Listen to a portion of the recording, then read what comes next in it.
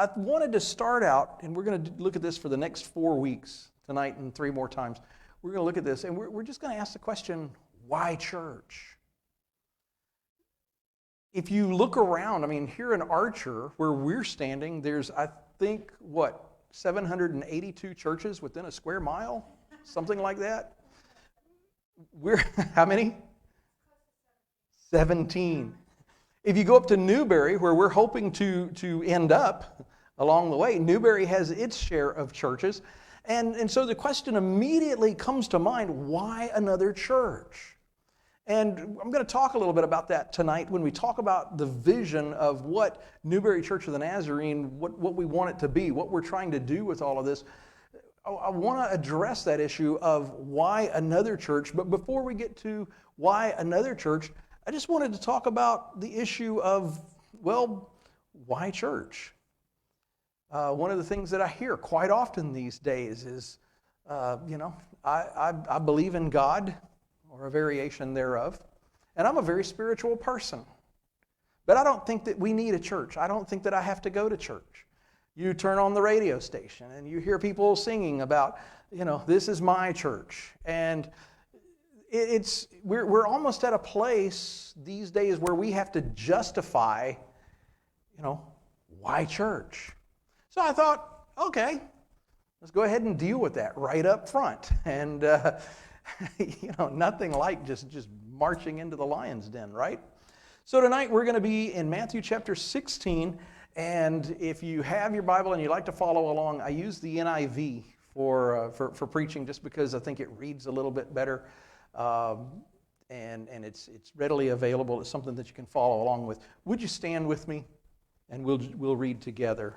Matthew chapter 16. We're going to read verses 13 through 20. When Jesus came into the district of Caesarea Philippi, he asked his disciples, "Who do people say that the Son of Man is?" And they said, "Some say John the Baptist, but others Elijah, and still others Jeremiah, or one of the prophets." He said to them, "But who do you say that I am?" Simon Peter answered, "You are the Messiah, the Son of the living God." Jesus answered him, "Blessed are you, Simon, son of Jonah, for flesh and blood has not revealed this to you, but my Father in heaven. And I tell you, you are Peter, and on this rock I will build my church, and the gates of Hades will not prevail against it. I will give you the keys of the kingdom of heaven, and whatever you bind on earth will be bound in heaven, and whatever you loose on earth will be loosed in heaven." May God add his blessing to the reading and the hearing of his word. You may be seated. There's a 20th verse. I'm not going to focus on that tonight. It just says he ordered his disciples not to tell anyone that he was the Messiah. The only reason that I'm putting that in there is to conclude the section because the cross had not yet come and the resurrection had not come after the cross, and that made all the difference to where the disciples were standing. I dealt with that. That's good. What I want to deal with tonight, I want to look at two things. Peter's confession, if you will, "You are the Messiah, the Son of the living God." And I want to look at Jesus' subsequent statement, "On this rock, I will build my church." On this rock, I will build my church. That helps us to understand a little bit. I mean, the church at least was Jesus' idea. Elsewhere, Paul talks about the church as being the bride of Jesus, the bride of Christ. So there are things in the Bible, if you will, that at least point to the necessity of church in some regard, and in a way that, well, I would say is sort of a kind of a common sense approach. It's always awkward when you say something like, "Hey, Kevin, come over to the house later on and leave your girlfriend behind." That's kind of awkward. It's more awkward for Kevin when he's explaining it to her than it is for me when I'm actually saying it, but there's that. But then there's also kind of the awkwardness that goes with something like, "Hey, come over to my house a little bit later.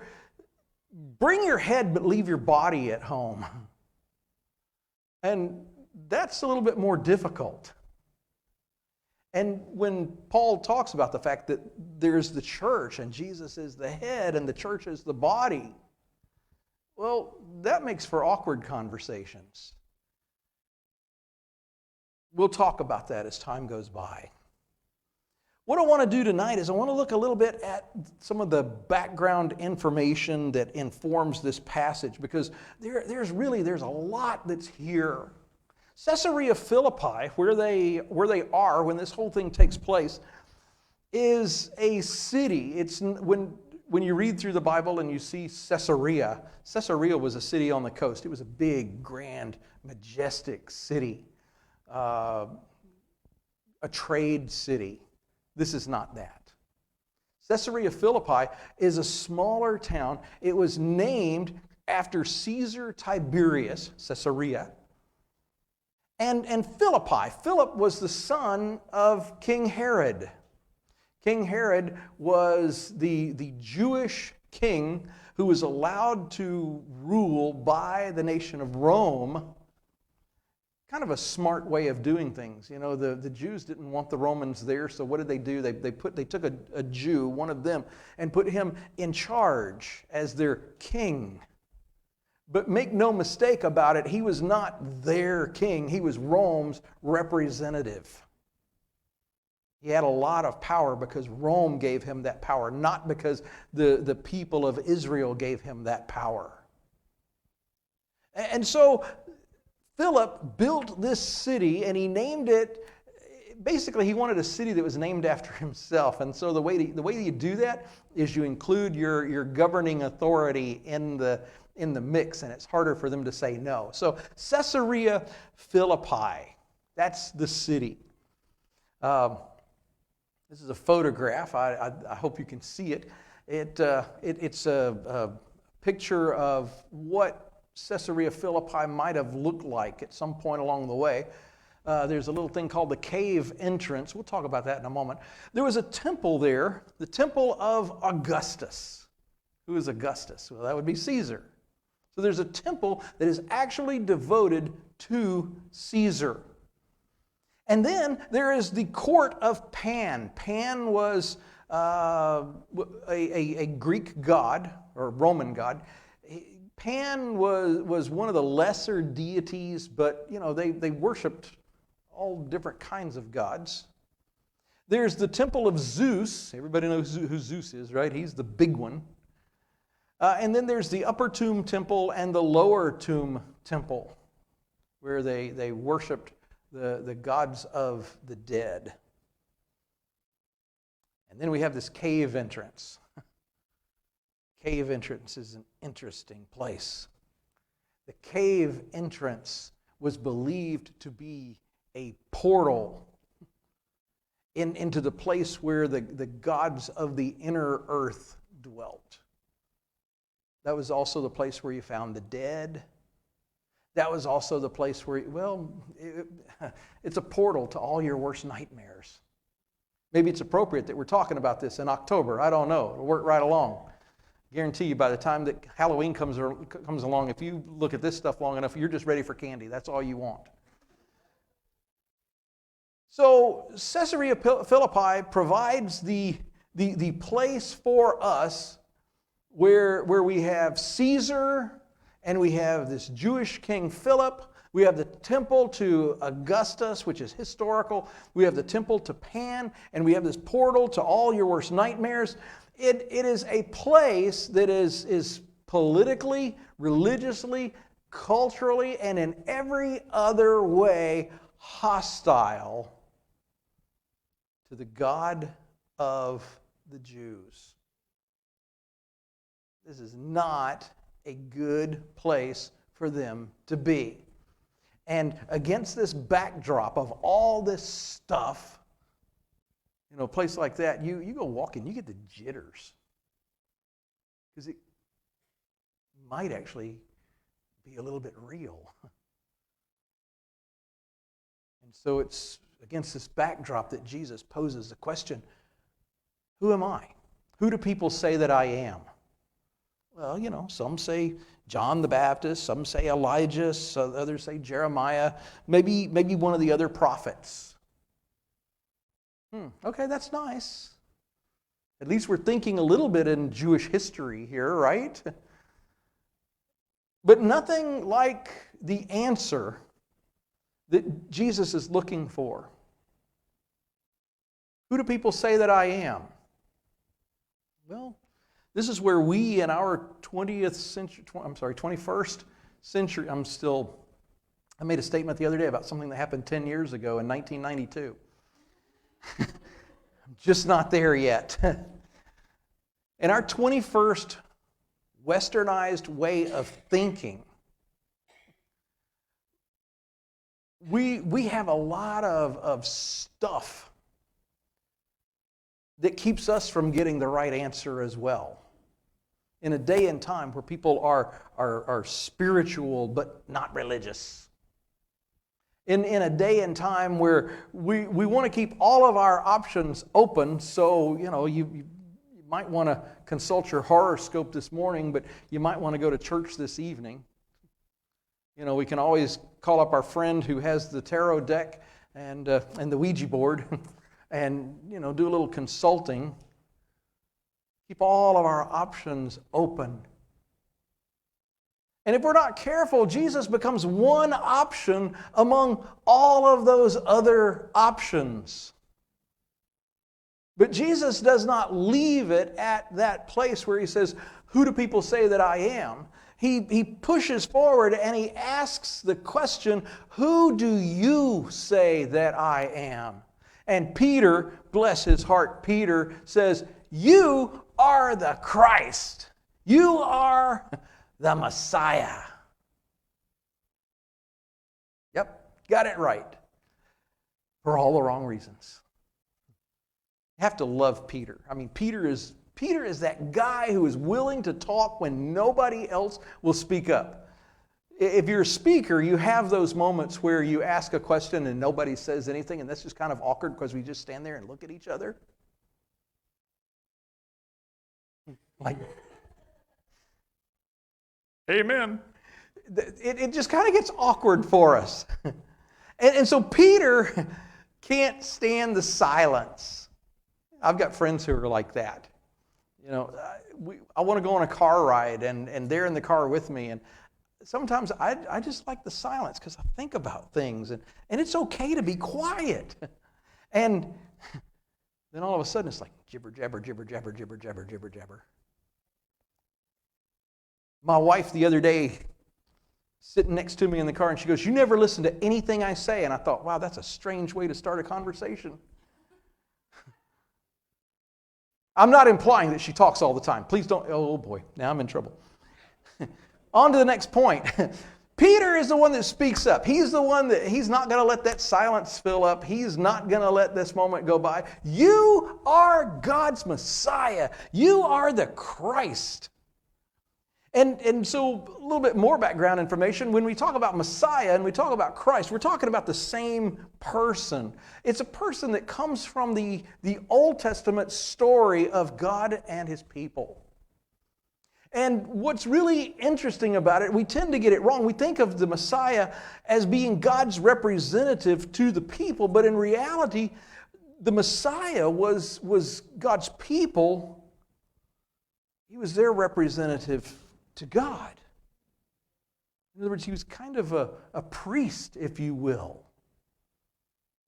This was after Moses and the wilderness. This was after David and Solomon. This was basically after they'd been taken into exile. And they no longer heard from God. And there was a hope that somewhere, some way, sometime, that they would hear from God again. And the prophets had told them early on, you better get it all worked out. But they didn't. We have modern day prophets who speak up and tell us that we better get it all worked out, and we don't. We're going to come back to this in a few minutes because one of the things that I've come to believe is there's absolutely nothing new under the sun. History may not repeat itself, but it definitely rhymes. And we're in one of those rhyming moments right now. In many, many ways, we're in one of those rhyming moments. And so the Messiah, which is the Hebrew word, and Christos or Christ in Greek, that's the same person, the Christ, the Messiah. It's not Jesus' last name. Okay, I need you to understand that. When we say Jesus Christ, we're not talking about his last name. That's not the way it would be in the phone book. That's not the way it would be in your contact list. Can't win tonight, can I? My son calls me a couple of months ago. He says, Dad, did you know that they're about to release a book and it's going to have all of our names in it? It's going to have our address and it's going to have our phone number in it. I'm like, no way. That's an invasion of privacy. And he says they're going to call it something like a Pahone or phone. That's it, a phone book. And I'm like, got me again. Phone book. Does anybody know where the phone book is? No. It's not like it would be in your contact list where you'd look up Jesus Christ. It's a title. It's not a name. But it's helping us to understand that when we talk about Messiah, when we talk about Christ, that's the covenant people's representative toward God. But see, Peter doesn't stop there. He doesn't just say, you are the Christ. He also says, you are the Son of the living God. Hey, now wait a minute. That's a twist. The Son of the living God, that would mean that is God's representative toward us. And so what we have in this moment, Peter is basically tying the whole story of God and his people. He's tying all that to Jesus and this moment. Jesus is the Christ. He's the Messiah. He is our representative, our priest, if you will, toward God. And yet He is God's Son representing God to us. And in this moment, we find this bridge. This moment has been bridged where God in the heavens above comes to meet with us on the earth below, and we have status. We're able to go to Him because we have this Christ, this Messiah, this priest. In the priesthood in the wilderness under Moses, they had a piece that was on their chest. It was called an ephod, and it had 12 stones, one stone for each of the tribes of Israel. The high priest wore this. And so when he would go into the tabernacle, into the Holy of Holies on the Day of Atonement every year, he went in there alone, but yet also, he went in with the people of God on his heart. It's an amazing thought for us. And so now, Jesus, the Son of God, able to go just right into his Father's throne room, goes in with us on his heart. Peter has basically tied the whole story of God and his people to this moment. For those that need a visual, all of that. All of that. In other words, we don't just start with the New Testament. We have to go back to the Old Testament and figure out what God is trying to tell us. And so, tonight, for my first point, oh, good night. My dad used to work construction, and he would be on the road a lot, and we'd go to meet him, and sometimes we'd stay over the summer with him, and so we'd take these long drives, 6 and 7 hours to get from one place to another, and I would sleep. Those were in the days when, you had the car had that hump in the floorboard for rear wheel drive shafts that had that hump. And so you'd take pillows and you'd put down on either side, and then you'd sleep across there, and then your brother would be in the seat above you. And we would sleep and try to make the trip go by a little bit faster. And you'd wake up, and by the time you'd made this trip 3 or 4 times, you started to recognize the landmarks. And sometimes you would wake up and you were only 40 or 50 miles into the trip. That wasn't good. Sometimes you'd wake up and, oh, wow, we're almost there. And that was just amazing. And that's kind of the way that I always felt the preacher was. You know, if we're getting down to the last few minutes and all of a sudden he's going, my first point, it's like, oh, man, only 10 miles have gone by. You've got to be kidding me. But I'm going to keep it brief because I only have 2 points for you tonight. Point number 1. Jesus says, based on all of this that we've talked about, the fact that He is Messiah, the fact that we are at this moment in time, He is Son of God and He represents us both ways. He represents us before God and He represents God before us. Based on all of this, he comes up with this crazy, startling revelation. He says, I tell you, you are Peter, and on this rock, the rock of your confession, that I am the Christ, I'm going to take that confession, and on that rock, I'm going to build my church. In other words, based on all of this that we've talked about, here's what you are going to be and do. That's a huge moment in time right there, folks. I guarantee you that's a moment where you want the battery charged on your phone, because you're going to be taking pictures of this moment to live back to this memory over and over. Jesus says, on this rock, I'm going to build my church, and you're the charter members. Kind of like what we're looking at now. And you take all this stuff that Jesus doesn't just ask this question by accident. They're not just, they don't just happen to be in Caesarea Philippi. I think Jesus crafted this moment. They're standing by the cave, which is the portal to hell. And you've got a temple to Augustus, and you've got a temple to Zeus, and you've got the court of Pan. And it, like we said earlier, every way, politically, theologically, culturally, in every way, they're standing in a place that is hostile to Jesus and His message. Folks, I'm telling you, history rhymes. And we're back at a place, historically, theologically, culturally, in every way that you can imagine. There's a world out there. When we go out this door, there's a world out there that is hostile to Jesus and hostile to His church. And what do we do about that? Jesus says, well, the one thing that you're not going to do is worry about it. First of all, here's what you're going to do. You are going to tell the world about me. You're going to tell the world about me. I'm going to give you the keys of the kingdom of heaven, and whatever you bind on earth will be bound in heaven, and whatever you loose on earth will be loosed in heaven. You are going into the world, and you're going to tell people about me. One of the reasons why I chose Newberry, a friend of mine asked me a couple of years ago, if you had every resource, if money was no object, if you had every resource, where would you go? And I said, Newberry.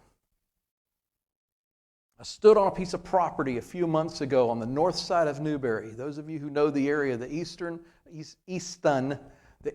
Sports Complex on the north side. They're building houses there at a crazy rate. And I stood on a piece of property, and the developer told me that within 3 or 4 years, there will be 700 houses within walking distance of that point. 700 houses. Now, I'm not a mathematician, but I can do simple math. If every house has 2 people living in it, that's 1,400 people that's within walking distance. If there's 2 adults and a baby, that's 3 people living in a house. 3 times 700 is 2,100 people. 4 people to a house, and that's 2,800, and now it's starting to get a little crowded. 2,800 people within walking distance of that one point. People who are going to be moving in here from who knows where. People who are going to be looking to form new relationships. And I want to be there to meet them. That's what this is about, is forming relationships. We want to be there to welcome them and to meet them and to say, hey, God's in this place.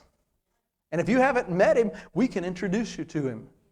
We're going to tell the world about Jesus. That's the thing that's assumed At the close of Matthew, when Jesus talks to his disciples, he says, while you're going into the world, wait a minute, am I going into the world? Yeah, you're going into the world, buddy. That's assumed. While you're going, be baptizing them and teaching them in my name to obey everything that I've commanded you up to this point. In other words, you're going to be the hands and the feet. You're going to be the eyes and the ears of Jesus. That's who he's called us to be. Now, if you do the math, and I've tried, but if you take, how many churches did you say was right here in Archer? Close to 17. Let's do me a favor. 15. Okay? Let's do 20. I'll give you 20. If you do math, okay, 20 churches, and let's just say this church will hold, well, we can say this church will hold about 125 people, chair-wise, and then if, we could stand other people up. The fire marshal's not happy about that, but let's just say that out of 20 churches, that they'll hold 100 people each. Some will hold more, some will hold less. So average, 100 people. That's only 2,000 people. That's only 2,000 people.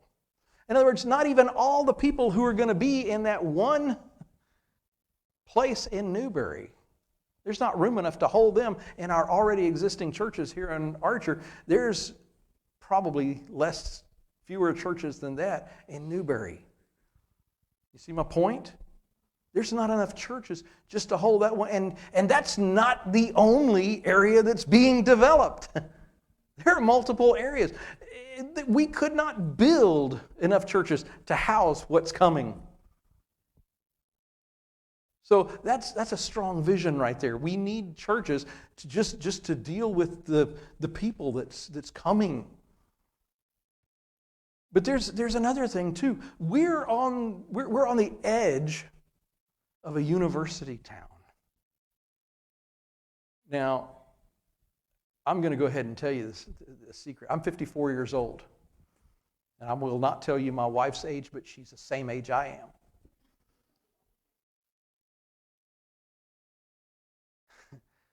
I can do that math. Let's see. Remember the birthday, forget the age. Not the other way around. Yes. See? I am not a university type anymore. My days of being a university type are well in my path. But you know what? I love dialoguing. I love talking to the university types because they have a life and they have a vitality among them that it's infectious. The university types worry me. They cause me concern because fewer than half of them believe in Jesus. They're lost. And being on the edge of a university town, that's another great opportunity that we have to reach out and to talk to people about Jesus. The technology that's available today, 30 years ago, 20 years ago, every pastor would have loved to have had his own slot on a radio station, his own slot on television. Have a radio ministry or television ministry, man, that was the pinnacle. That was the epic. If you were a pastor and you had that, you had arrived. What's really interesting about it is that between Facebook and YouTube and Spotify, you have those things these days. Every church has the opportunity to minister to and to reach thousands of people with one broadcast. It's not about the technology, it's about relationships. It's about making heaven crowded. And so it's an audacious vision. I'll just go ahead and tell you, I mean, if somebody were to tell me, I'd say that's pretty arrogant. Except there's a couple of little things. First of all, Jesus has called us to go into the world and to tell others about Him. And then point number 2, don't worry, point number 2 is a lot shorter than point number 1. Nothing is going to stop you. Nothing is going to stop you. Listen to this one. On this rock, I will build my church, and the gates of Hades will not overcome it. Keep in mind where they're standing. They're standing at this cave, this fissure in the rock. It was believed that this rock was the place where spirits from the other world would enter our world, and they would go back and forth, back and forth. That's terrifying. They have, well, I won't get into all of that, but I believe that there is a spiritual realm that is just beyond our ability to see it. I also believe that we're living in a day and a time of political hostility. I believe we're living in a day and a time of religious hostility. I believe we're living in a day and a time of cultural hostility. What else do you need to get back to this moment? And the temptation is there to say, nope, I'm out, I'm going, I'm done. One little spirit comes out of that rock, I'm gone. Y'all know what I'm talking about. I get scared just with snakes. Spirits, that's a whole different ballgame. That's a different level altogether. But see, Jesus said nothing is going to stop you. The gates of hell themselves will not prevail against you. There's nothing here that can stop you. Except for one thing. You can get in your own way. That's why immediately thereafter he said to Peter, up, don't tell anybody yet. Because you haven't seen what it's all about. There's a lot more that goes into this. Hey, you're the Christ, the Son of the living God. Not yet, Peter, not yet. Let's wait until after the crucifixion. Let's wait until after the resurrection. Then all of a sudden, it's going to make sense. And sure enough, it does. Because when we keep reading, there's Pentecost. The Holy Spirit comes down. And who is the lead speaker on the day of Pentecost? Peter. And I shared this with our group last week. I'll share it with you again. I love Peter. Peter, again, just that guy that's just got to say it, and he knows the way he wants to say it. He knows what he wants to say. He just doesn't know why. Hey, y'all, this thing that we're looking at right now with them speaking these languages, they ain't drunk. That's his logic. They ain't drunk. And here's why. Because it's not even 9 o'clock in the morning yet. You know, if it was 10, you might have an argument. But it's only 9 o'clock. They ain't drunk. You know, you got to appreciate a good orator. He's got it all figured out. It's only 9 o'clock. For just a moment, Peter's like, oh man, where am I going with this? I've been there before. I have. Stand up in front of somebody to speak, and all of a sudden it's like, oh no. But Peter recovers, thankfully. And he says, this is what was spoken of by the prophet Joel way back in the day. When God said, I'm going to pour my spirit out on all flesh, and they're going to prophesy. And your young men, your young men are going to have visions, and your old men, they're going to dream dreams. That's a message in and of itself. I'll go ahead and give you this one for free. If you think about it, young and old, we need each other. The old men, they've had their time, and what do? They get nostalgic, and they start looking backwards, and they dream about the old days. And the young men, they don't have anything to dream about. They're looking forward. They're visionary. But here's the thing. Vision gets out of control really, really fast. Dreams just get stodgy and boring. And so it takes the older men to bring structure to the dreams of young men, and it takes young men that visionary power to re-engage the older men. Hey, there's something beyond what happened yesterday. There's something here today, and there's something here for tomorrow, and we really do need each other. Look around right now. Look at the age differences in this room. That's encouraging. That's your freebie right there. And so nothing is going to stop you except you. And I understand what that's about, because there have been many times in the last few months where I've looked around and I've said, Lord, are you sure this is what you want? Are you really sure this is what are you really, really sure this is what you want? And there have been things that we've talked about that just hasn't gained traction. There have been things that we've talked about that just for whatever reason it doesn't catch. And so I'm going to go ahead and I'm going to put this out there. A couple more minutes. But I'm going to put this out here. This is bait and switch time. See, you think this is another Sunday night service that you can come to. But I'm going to tell you, we're still looking for people who want to help launch. This is not as good as it gets.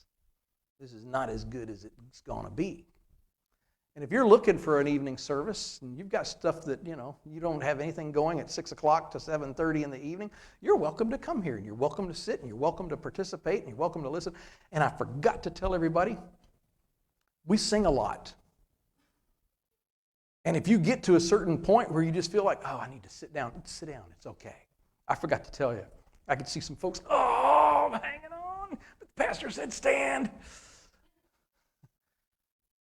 If you get tired, sit down, please. There's different postures of worship. We're a contemporary church. Why are we a contemporary church? Simply this, because Archer is more of a blended and traditional church, and we didn't want to be competing with our host church. It's that simple. We may get down the road a ways and decide, hey, bluegrass is the way to go. Anybody play a banjo? Maybe that's a sign from God. I like a good banjo every now and then. But we're looking for people to come on board and catch the vision. The completed vision, well, I don't even know what that looks like. I have no idea where we're going to stop. I don't know if we're ever going to stop. I don't know where it's going from here. The vision that has been given to me is to start with the worship service and then begin to build small groups. Groups that are positioned for growth and multiplication. I'm looking for 3 people to start a group right now in Newberry. I'm looking for a leader, somebody who says, yeah, I'll lead a group. I'll be glad to lead a group. I'm looking for, I don't have a word for it. The best I can come up with is like a leader apprentice, somebody who says, I might, but I really want to, I need to figure out a little bit more. I need to see how it's going to work. And then I'm looking for a host or hostess. Host or hostess cannot be the leader or the leader apprentice, because here's the thing, when the group divides, well, if you're the leader and you're the host or hostess, you're going to be kind of reluctant to leave your own house. But see, I've encountered people along the way who say, you know what, I wouldn't mind having it at my house, but I don't want to lead it. Great, we need a place. And then I know people who say, well, I lead it. I don't mind leading it. I'd love to lead it, but I don't want to have to clean the house before anybody gets there. Hey, great, it won't be your house. It works. It's a win-win-win situation. And so I'm looking for leaders. I'm looking for apprentices. I'm looking for hosts or hostesses. When we get 3 people, we start a group. Secret of the group? An empty chair. Because we start praying for that person that's going to occupy that empty chair. We're going to start inviting. We're going to start asking people if they want to be a part of a connection, a community. And that is where things are going to happen, because it's in that small group that we talk about Jesus. It's in that small group that we talk about the problems of our lives, the successes of our lives. There are things you can say in a small group you'd never dream about saying in a group like this. And this is a small one, by the way. Imagine a church of 300 or 400 people. There are things, not me. I'm not putting it out there. Hey, I've been struggling with... Man, I don't think I'd have told that. We're trying to build a community and an environment where you can tell that. Nobody's going to judge you. They're going to pray with you, and they're going to walk through it with you. In that small group, that's where people are going to meet Jesus. That's where people's lives are going to change. That's the place, that's a place of intimacy. That's the prayer engine that allows us to truly spend time on our faces with Jesus. And the group is growing and it's growing and it's growing. But here's the problem. The group is growing and my living room only seats about 10 people. Hey, that's good because when we get to about 15, we want to see this thing multiply. And now the leader goes with the new group. The apprentice takes over the group that's staying behind and raises up their own apprentice. The leader goes over here, finds a new apprentice, hopefully has one by that time, goes over here to another place and starts another group. And now you've got 2 groups. And then they do it all over again. And now you got 4 groups. And 8 groups, and 16 groups, 32 groups, 64 groups, 128 groups, 256 groups, 1,024 groups, 2,048 groups. Yeah, I'm wrapping it up pretty quick. Like I said, I'm not a mathematician. But if you think about it, if every group is set to multiply maybe every 6 months, by the time that we've been here 2 or 3 years, we've touched a couple thousand people. That doesn't mean that everybody's going to want to come to our church. That doesn't mean that everybody's going to join the Newberry Church of the Nazarene. It just means that we're touching lives that were not touched up to that point. That's a big, audacious goal. Because I certainly believe that we're living in a day and a time where our communities are on the edge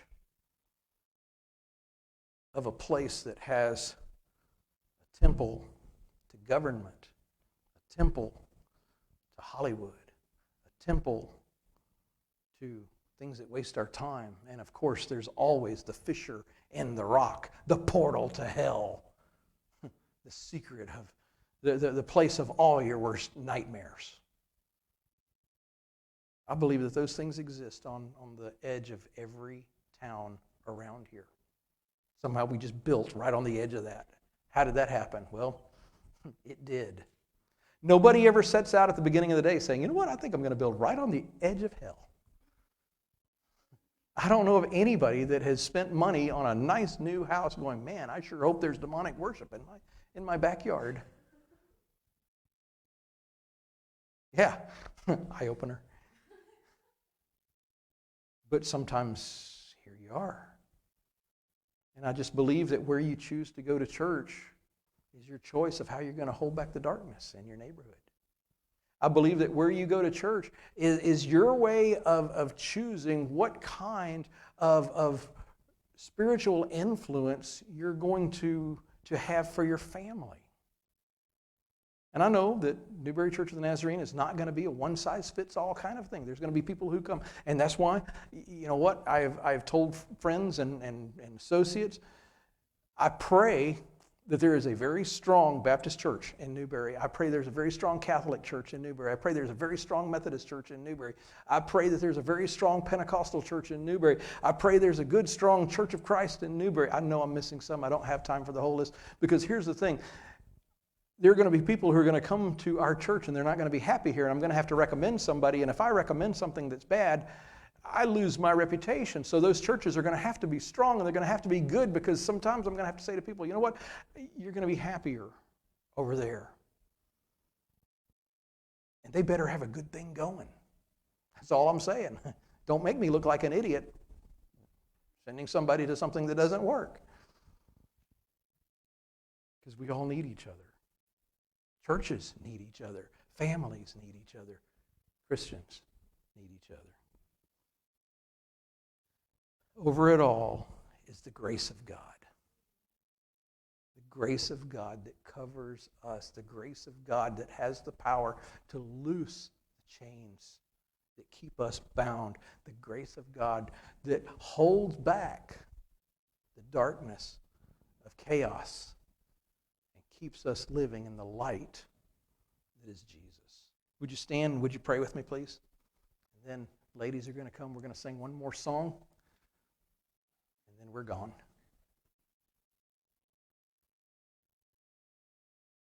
Father, we thank you for the visions that you give to us.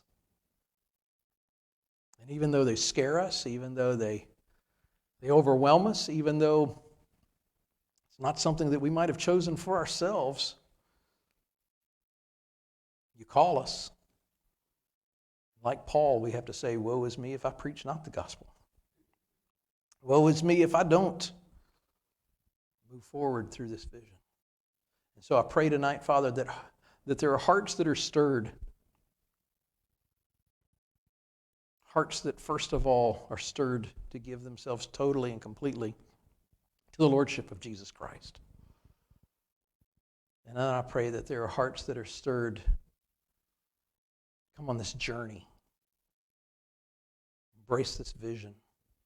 To go out into a world that lives on the edge of hell itself. Father, give us the grace, give us the desire, give us the vision to simply tell the world about you. We thank you and we praise you in the wonderful, awesome name of Jesus.